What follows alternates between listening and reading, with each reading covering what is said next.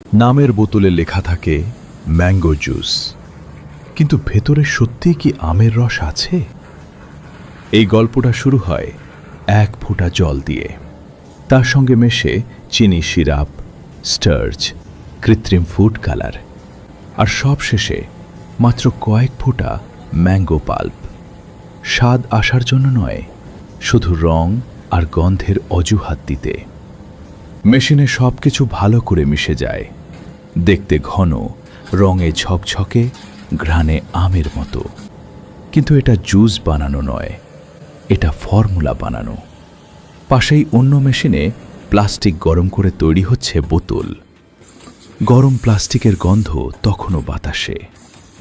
সেই বোতলেই ঢালা হচ্ছে এই তথাকথিত জুস। তারপর সিল, স্টিকার আর এক ঝলমলে বিজ্ঞাপন, ফ্রেশ ম্যাঙ্গো জুস। হ্যাঁ, ধরেই নিন, সব কিছু প্রপার হাইজিন মেনেই করা হচ্ছে। হাত ধোয়া আছে, মেশিন পরিষ্কার, ফ্যাক্টরি ঝকঝকে। কিন্তু প্রশ্নটা এখানেই, পরিষ্কার হলেই কি খাবার পুষ্টিকর হয়ে যায়? যেটাতে নেই ফাইবার, নেই প্রাকৃতিক ভিটামিনের শক্তি, নেই তাজা ফলের প্রাণ, সেটা শরীরকে কি দেবে? এটা তেষ্টা মেটায়, কিন্তু শরীর ভরায় না। এটা জীবকে খুশি করে, কিন্তু স্বাস্থ্যের সঙ্গে আপোস করে।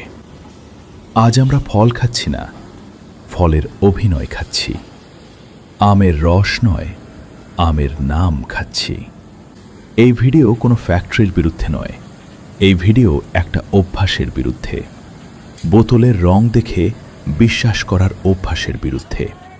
পরের বার ম্যাঙ্গো জুস হাতে নিলে একবার ভাববেন, এটা কি সত্যি জুস, নাকি শুধু ভালো করে বানানো